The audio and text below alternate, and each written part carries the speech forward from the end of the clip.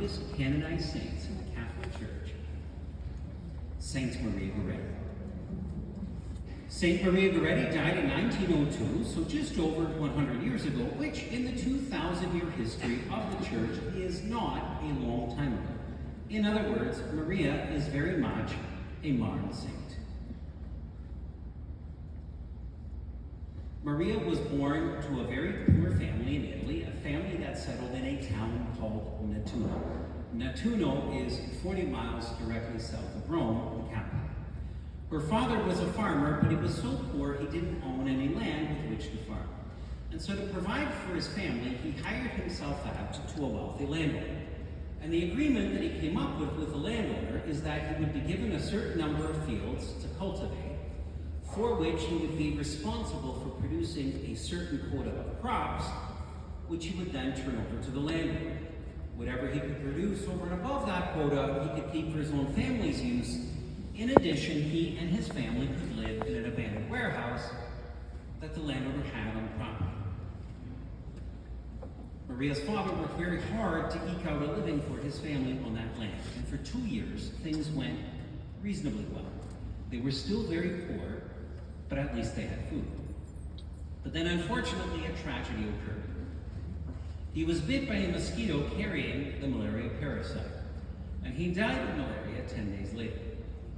This left the family in a very difficult position because he left behind a wife and 6 children. And it was decided the only way the family could hope to survive would be for his wife to take over his place on the farm, and for Maria, at her young age, to take over her mother's place in the home, doing all the cooking, all the cleaning, and the raising of her 5 brothers and sisters. It would now be Maria's job to have the role of mom. Maria took to her new responsibilities with great diligence. She wanted nothing more than to alleviate the suffering her mother was experiencing, trying to keep up with the demands of that farm. But around the same time, Maria's next-door neighbor, a big 20-year-old man named Alessandro Serenelli, started to take an impure liking towards Maria. And at first he would say rude and crude things to her, things that were embarrassing and inappropriate, and that would cause her to run away. And the more she reacted, the more he liked it. But he eventually revealed to her he wanted her to give up her virginity to him, and that he wasn't going to take no for an answer, and that if he needed to hurt her very badly to get what he wanted, so much the better. Now Maria wanted nothing to do with Alessandro, but you see, she was in a very difficult position. She did not have a father around to protect her, and her mother was at her wit's end trying to keep up with the demands of that farm. And Alessandro manipulated the situation in that he would assist her mother with some of the more difficult farm tasks. So Maria's mother viewed Alessandro as a friend, as a good neighbor. For that reason, Maria didn't reveal to her mother what Alessandro was threatening her with, because she knew if she did so, then her mother would sever the relationship between the family and Alessandro by moving the family away. And the family had nowhere to go. So if it came to that, the family may not survive. But one day, when Alessandro knew Maria was home alone, he approached the house with an object identical to this one. This is a 5-inch long, 4-sided metal file, used to sharpen the blades on farm instruments in Italy during that time period. It's mounted on a wooden handle. Alessandro had ground the tip of it down to a point. And he placed the end of that file against Maria and said to her, "Maria, unless you do what I want you to do, I will kill you." Maria refused. In his anger, he stabbed Maria with that file 9 times. And he stabbed her with such force, the file entered her body on one side and came out the other for 6 of the 9 wounds. For the 3 that didn't, they didn't because he hit her spine. And he hit her spine so hard, he bent the file. Maria fell to the floor of her kitchen unconscious. He thought he had killed her, but at this point, she was only unconscious.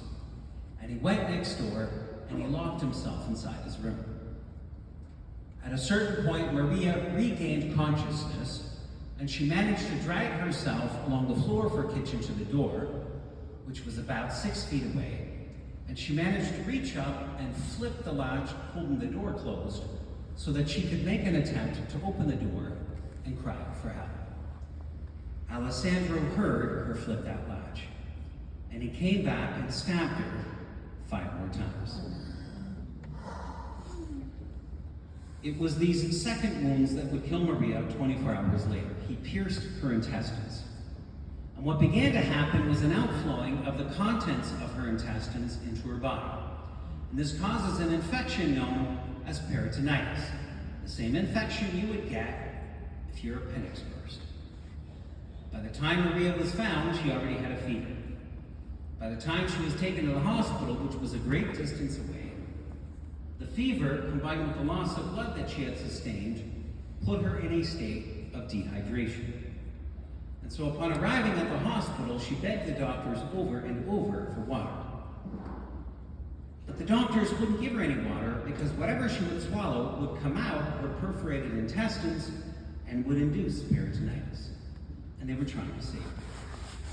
It was a local priest who had been called to the hospital that posed this question to Maria. He asked her, "Maria, our Lord, from the cross, also begged for water, but no one gave him any. Will you also offer up your thirst for sinners?" And she replied, "Yes, Father, I will." And she never asked for anything again. They performed surgery on her to try to stop the internal bleeding. But because she had lost so much blood, they didn't give her any anesthetic. They didn't think her heart was strong enough. They thought if she were given anesthetic, that would induce cardiac arrest. And so throughout that surgery, in which they enlarged every one of Maria's wounds so they could suture her internally, Maria felt every movement of the surgeon's blade and hands. Throughout that surgery, Maria never cried out and never complained once. She offered everything up for the salvation of sinners. When they were done with surgery, the internal bleeding continued, and so it was clear Maria would not survive. But before she died, she said these words: "I forgive Alessandro Serenelli, and I want him with me in heaven forever." She died. Alessandro, for his part, was taken to trial at which he pleaded innocence. He said he was defending himself from the attack of Maria Goretti. Just as you don't believe him, neither did the judge. And he was sentenced to 30 years in prison. And it is said Alessandro Serenelli went to prison the most angry man on earth. He blamed Maria for everything and kept repeating over and over again how if she had just done what he wanted her to do, none of this would have happened. And in fact, he was so filled with anger, he couldn't be allowed to mix with the other inmates because he would always cause violence when he was permitted to be around anyone else. And so he was locked in isolation, placed in solitary confinement, separated from every other inmate, and he remained in isolation for 6 years until one night. One night, Maria appeared to him. And she didn't say anything to him, but she appeared in a garden picking 14 white lily flowers. And she handed those flowers to him one by one. Now, the number 14 is significant because it was 14 times he had stabbed her. So with this gesture, what Maria is saying to Alessandro is, "I forgive you." Well, that act of forgiveness, that act of love, filled Alessandro with light and with the Holy Spirit. And he immediately became contrite for what he had done to that little girl. He asked for the local bishop and he requested the sacrament of reconciliation, at which he confessed having murdered her. And shortly after that occasion, there were tens of thousands of these little prayer cards printed up, just like you see on the screen, and they were distributed all over Italy and Europe. They had an image of Maria Goretti on one side and a prayer asking God to grant her canonization as a saint on the other. One day there was a construction worker digging at the base of a building in Rome. From the top of the building, a large stone block fell onto his foot. completely crushing his foot, damaging it so badly, shattering every bone within it. Nothing could be done to repair it. All they could do was prepare the man for an amputation they would perform the following morning. But his wife, who had been called to the hospital, placed one of these prayer cards in and amongst his bandaging. The next day, they placed the man on top of the operating table, and they had the saw ready to begin cutting into his leg. When they removed his bandaging, they discovered there was not a single thing wrong with his foot. There were no broken bones. There was no bruising. There was not a scratch on that man's foot. There was nothing wrong with that foot. That man got up off the operating table and went right back outside to work. He never missed a single day's work. All because Maria chose to forgive. Because she chose to be a saint. And because Maria made that choice, Alessandro Serenelli, having received the mercy of God through the forgiveness of Maria Goretti, began to live a holy life himself, even within prison. He began to read the Bible, he developed a prayer life, and he would evangelize the other inmates. And he was released after 27 years.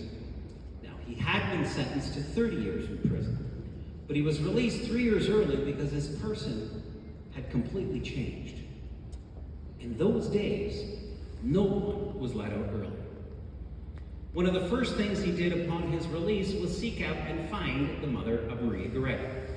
He approached the door of her house and knocked on it. Now, for you to understand what happened next, I have to go back in time slightly.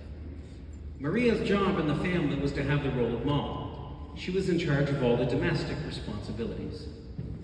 When Maria died, there was no one left able to take her place. And her mother couldn't both look after the responsibilities of the farm and meet the needs of her family. So the same week that Maria Goretti died, her mother had to give up all 5 remaining children to adoption. Alessandro didn't just murder her little girl, he destroyed her family. She never even got to go to Maria's funeral because it was held on one of the last days that she had with her remaining children.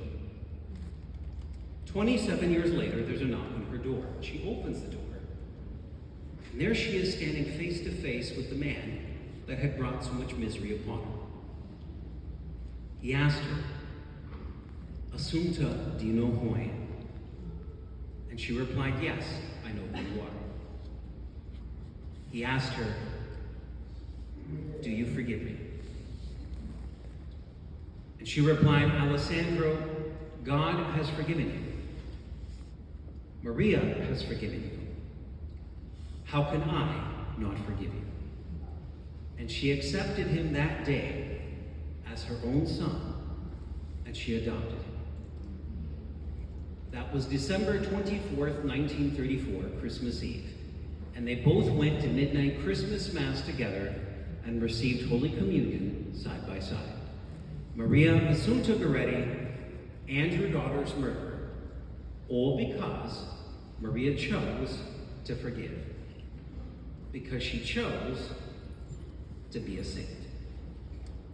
And because Maria made that choice, her mother had the glory and honor of being present at St. Peter's Square when the Holy Father, Pope Pius XII, proclaimed her little girl a saint and raised her to the glory of the Church's altars.